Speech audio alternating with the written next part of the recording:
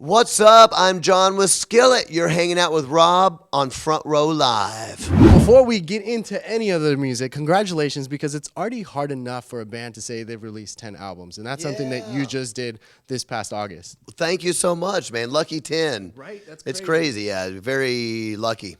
It's cool, though, because it took you guys like 10 years before like there was traction for the band at the same time. Like throughout that process, like what was some of the struggles that you guys faced, and how did you guys kind of overcome them? Because other bands would be like, you know what, we're not doing 10 years, we're not doing this. Yeah. The first 10 years was slow going, man.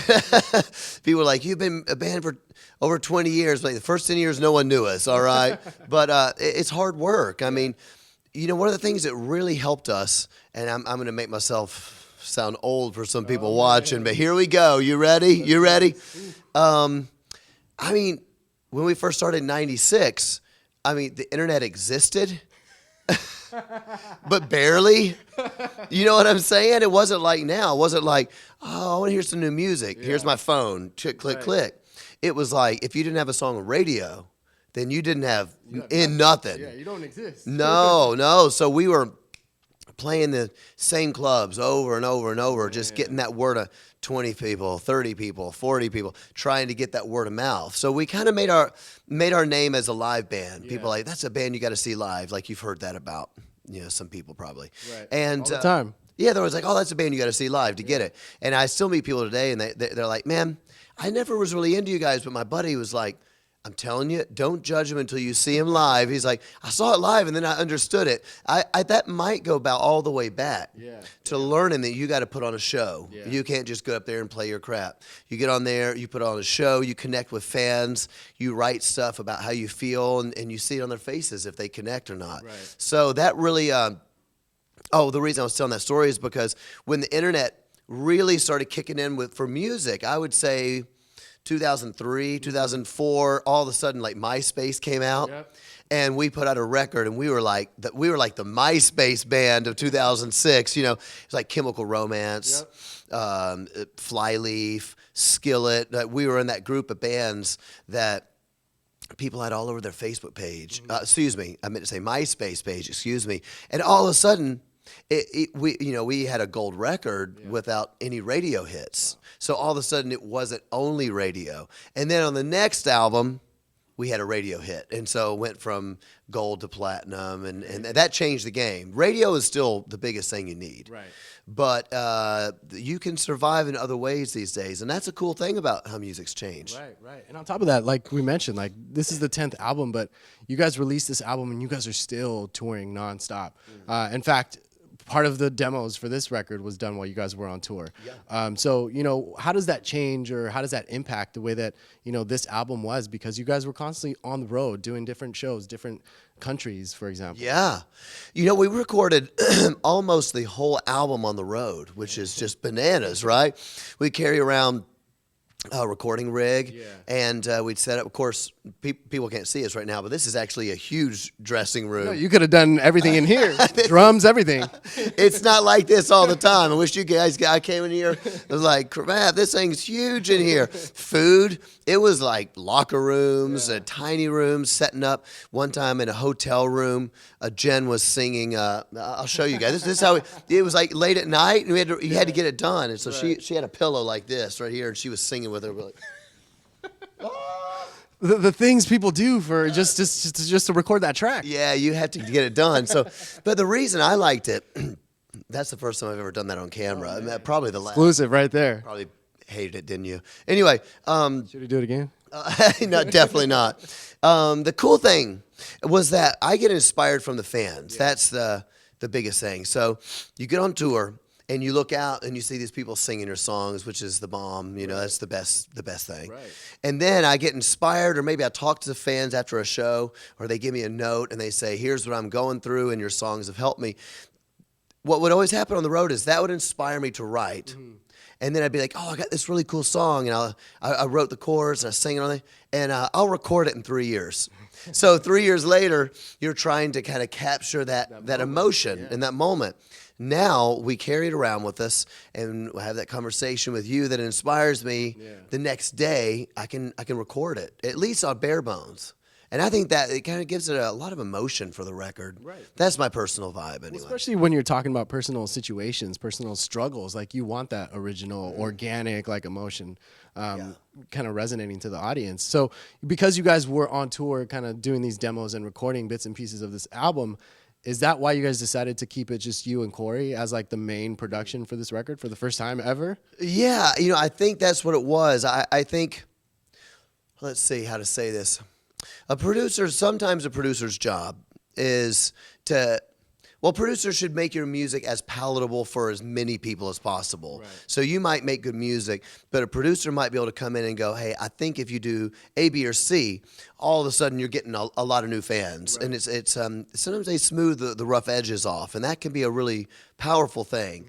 Sometimes you're like, yeah, but I don't want them smooth. You know what I'm saying? Maybe we're taking the teeth out. Yeah. Maybe what's cool about Appetite for Destruction, Guns N' Roses, was that it wasn't polished. I guess in a certain way, Guns N' Roses, their next record was a little bit more. It was less rock and roll. Right. Maybe that's not a good thing, depending on who you are. Yeah. So for me, I like that this record, I didn't want anybody messing with it. That's what I'm trying to say. I'm like, you know what? It's got emotion. It sounds really good. Yeah, maybe it could have some edges polished, but I think that's kind of what gives it the heart. Right. So that was a pretty cool, fun thing. Yeah. And one thing that I've noticed, like, over the years of you guys releasing records, like there's always this common denominator that it's like, there's always going to be some kind of string sound in either one track or a few tracks, but it's throughout every like record on your discography. What is it about the strings that is so important to Skillet? And then was that something that a producer came in and said, hey, why don't you guys try this? Or is this something that you guys wanted from the very beginning? Yeah, interesting. I do like the strings, and it's always hard because, see, you go and make a record, and some people are going to be like, it didn't sound enough like Skillet. And then some people are like, it sounds too much like Skillet. That's a hard one. Because, you want to try something new, but you don't want to try something so new that, like, oh, it doesn't sound like it used to, And so for me, those strings that you're talking about, that's very like signature, it's got that classical vibe. Right. And kind of like a symphony in a sense. It is, yeah. And I think that's probably, lots of bands have had strings, Evanescence, and that's the first one that came to my mind. Metallica, S&M, that was that's legendary. That's true. Ours was done, I think, a slightly more classical way in that that wasn't just like beds of strings. It's more like an orchestra, as you said. And I thought that was really cool. But you don't want to do it every song, as then people get really annoyed and this and the other. But those are always my favorite songs on the record because they're kind of unique to me. And I think the reason we did it was because I grew up. My mom was a classical piano teacher. Okay. So I grew up I wasn't allowed to listen to rock and roll. Nothing with drums, no guitars. Yeah. I couldn't listen to Michael Jackson. Man. I came home singing Michael Jackson when I was 5 years old. Yeah, I heard it at my friend's house, I came home and I sang Beat It, man. My mom gave me like holy butt whooping. Like, the Bible says, boom. I got the biggest whooping for that. Wow. Just really believed that rock was from the devil, So I was raised in classical music. I play piano. My mom was a voice teacher. I also play the trombone. A lot of people don't know that. So if ska ever comes back in, we're good. Okay. You got that for that next record. Yeah. I can read music. I can write it. We're good. Nice. Anyway, so I think that classical music is kind of in me. And I thought kind of putting that with the rock, it just kind of felt right to me. So those are always my favorite. The song on the newest album is the title track, Victorious. Right. And it's got the strings in it, and that's my favorite on the record. I feel like just when you kick something off with some strings, or even throughout the record, like, I don't know, it adds this like big anthemic kind of feel, kind of vibe. Like you can't just have regular volume on. You have to crank that in order to listen to regular volume. Yeah, extra regular. It brings a theater. Yeah, exactly. Brings a theater to the music that to me is reminiscent of even like Meatloaf and Fleetwood Mac, Queen. Not that Queen had strings, but nobody had more theater than Queen in general. So I like that kind of stuff because it feels like it feels larger than life, and I'm kind of into that. Right. So with this record, what track kind of challenged all of you guys to kind of create or kind of finish, and by the time it was like time to record it?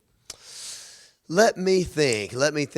Maybe Legendary, which was the first single, and the reason is because I think we had 4 different versions of the song. Actually, the original version of Legendary was written for our last album, and ended up not making the record. And then I was like, I liked the concept, but didn't like the song, so we rewrote it top to bottom, and then rewrote it again. It just kept changing all the time. And then I was like, does this want to be guitars or does it want to be keyboards? And it was a lot of that, a lot of like mixing and matching. And we finally ended up with something that we really loved that was very guitar driven, but a lot of like modern synths. It was kind of a mixture between, a heavy like shine down riff, maybe shine down, maybe even a little, single note, rage maybe.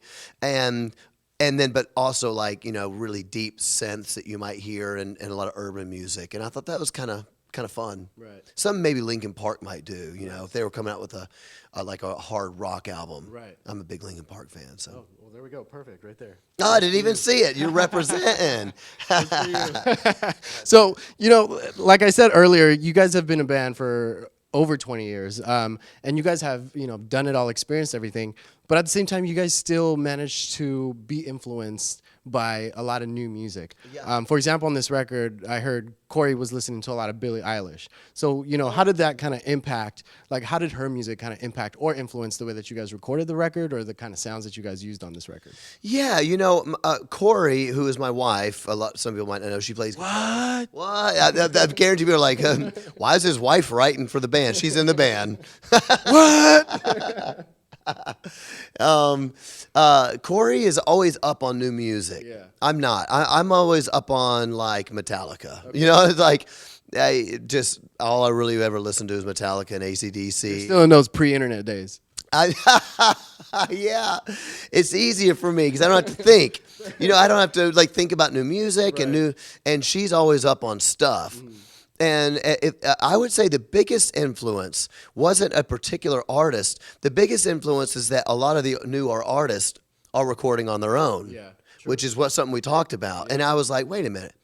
If no disrespect when I say it, but I'm like, if like these kids can do it, then I think we can probably do it. Like for us, sometimes we're like having to convince the label or convince this person or convince a producer.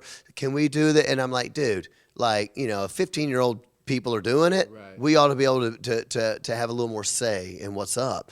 That was very influential. But there were specific acts. My wife is a Billie Eilish fan. Who's the rapper? Say congratulations. Oh, Post Malone. Post Malone. Thank you. Sorry. My wife's a big Post Malone fan. And I'm not trying to say you'll listen to Skillet and be like, oh, that sounds like Post Malone. It doesn't. But there's some of the...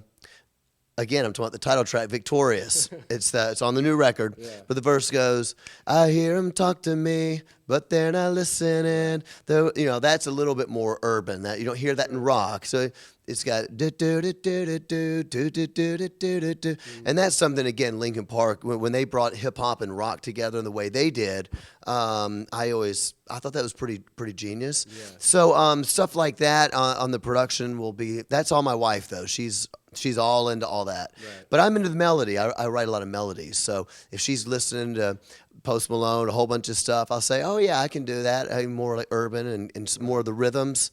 Because rock music is just straight. Yeah. Sure. Yeah. There's so many restrictions, I feel.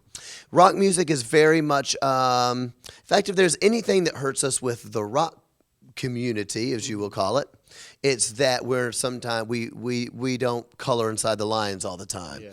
And they don't really like the synthesizers that I'm talking about, some of the stuff like that.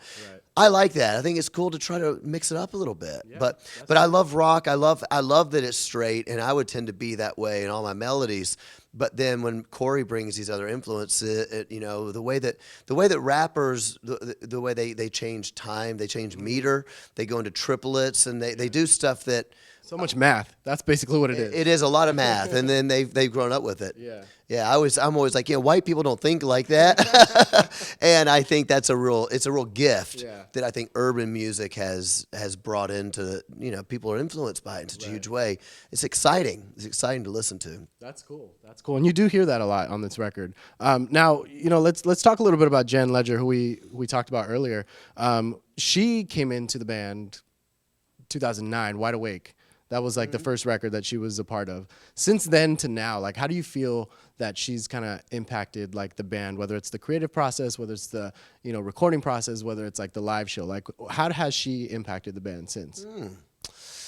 Well, let's see. I don't know. Nobody's literally ever asked me that. I usually have an answer for anything. Got you on the spot, you man. Got me on the spot. Here we go. Well,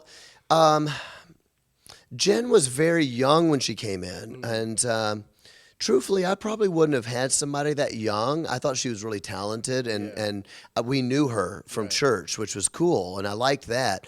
But my wife was really into the idea of trying Jen out. And I was like, I don't think she's ever toured.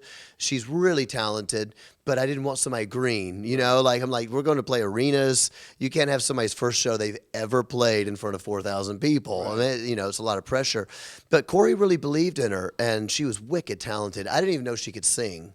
So I knew she was. I knew she was a wicked talented drummer. Right. I wasn't even thinking singing. About the singing part, yeah, because you guys didn't have singing before with your previous drummer Lori. No. My wife Corey sang on the records prior to Jen, and so I wasn't really thinking of that. And Corey was kind of like, I don't really want to sing, and but whatever. But we weren't thinking of Jen doing it. And then she got on the road. She picks things up really fast because Jen can do anything in the whole world, art, singing, makeup. She can do anything. And so she just became this like wild talent, and she's just very likable. Mm-hmm. She's probably the most. She's just kind of like in any situation gonna fit and be cool. Yeah. And so she just became a real force. I noticed that the fans loved her. And then I can't remember why I even heard her singing or something. I was like, dang, you want to sing on a Skillet song? Why not? So I started writing her lines. I'm not superhuman. On here, I was like, try that. And she's like, I'm not superhuman. So I was wondering if you were going to try it or not. I think I did pretty good, actually. So I'll be like, if you wanted to be a singer, you could do it. I think I probably, maybe. But anyway, so she's become a real force for the band. Yeah. I wouldn't say necessarily creatively. Not that she's not creative. That's just not been her role in the band. She's very creative, and she's a writer and stuff too. And so we kind of helped work with her, kind of teach her a bit how to write. And how to kind of mold the songs, and we're helping her with her own projects, and just happy to see her fly, happy to push her out of the nest, and she's flying. She's just a really talented person, so I hope that answers what you're. No, that did, and it's cool though, because she's actually like, there's not that many female drummers that are killing it in this industry right now, and she's one of my favorite, as well as this other girl, Faith Benson, from a band called Crimson Apple. Like, those two are some of my like favorite female rock drummers, and I feel like within the last year and a half, she's been just killing it like on the drums. Yeah, I mean, when she first when she was auditioning. This is hysterical. We were auditioning, 10 or 11 different people. Yeah. And I gave everybody the same list to audition. Right. And I was talking to her on the phone. I'm like, okay, so I want you to play Smells Like Teen Spirit. And she's like, okay, who sings that? And I was like, oh no, strike one. Oh, no. But she's from England. Yeah. And England was all dance music and all pop. Never heard of Nirvana, never heard of Rush. And I was just like, you got to play Tom Sawyer, man. I'm just like, what is wrong? And but honestly, she just picked it up. She was a talented drummer, but not used to the rock thing. Right. So I said, hey, this is a guy called Dave Grohl. This is how a rock drummer plays. And I got more than I bargained for, because when you see Jen play, she's a girl Dave Grohl up there, which is pretty awesome, So we created a monster. Yeah. As Eminem said, I created a monster. Nobody wants to see Marshall no more. They want Slim Shady. Should have rapped that I one. can't rap. I told you already, man. I can't. I tried. I'm trying. Yeah, I'm rock music. I'm like everything straight, like 3 Days Grace. That's me. Dun, dun, dun, dun, dun. I'm a big 3 Days Grace fan. Now, good to know. I'll keep that in mind when I talk to them too. Yeah, maybe we can set something up between the two. Come of you guys. on, that's how we do it up in here. We're setting up tours as we speak. That's the way we do it. That's the way we do it. Now, to close this off here, a couple weeks ago, you wrote something that was amazing, and my pastor actually picked it up, and he loved this piece of how people kind of change in their faith, like they go through different phases in their faith. Yeah. And it's the way you wrote it. I personally thought it was beautiful. I thought how you wrote that was great. But not to touch too much on that, but like you being in a band, having your family in a band, having your kids grow up in this band as well. Like I'm sure you go through so many struggles and so many times where you kind of want to question your faith and stuff like that. But what keeps you still being so loyal to your faith? Yeah. Let's see. I mean, my faith is so rooted in the Bible, and I know I'm sure not everybody is religious is watching, or maybe even religious but not Christian, Right. which is cool. But I am so given to that everything in my life is kind of revolves around it, and so what I've experienced in my life is that everybody, unfortunately, and everything, like Trent Reznor said, everybody goes away in the end, Man, it's a little dark, but it's a great lyric. Man, I wish I wrote that. But everything is going to let you down, and we all are looking for like some sort of anchor in our lives, something that is like, everything else is going to crash, but this one thing never changes. Right. And that's what, to me, that the Bible is. And in my faith, we call the Bible the Word of God. Right. We say it's the Word of God, so it never changes. But everything else is changing all the time. Science is always changing. And I've got one of my, somebody that works for me, it's one of my crew members, is a real staunch atheist, which I love. Most everybody that works for me is not Christian. And I love that. We talk about stuff, and he's like, I'm just so committed to science. And I'm like, I was reading something. I was like, yeah, but they just found out that this ain't even a planet anymore. And he's like, yeah, I know. And I was like, yeah, but that means you've been believing something that's not true. And he's like, no, I'm committed to the science of it. So it's cool that they found it out. I'm like, that's not even truth.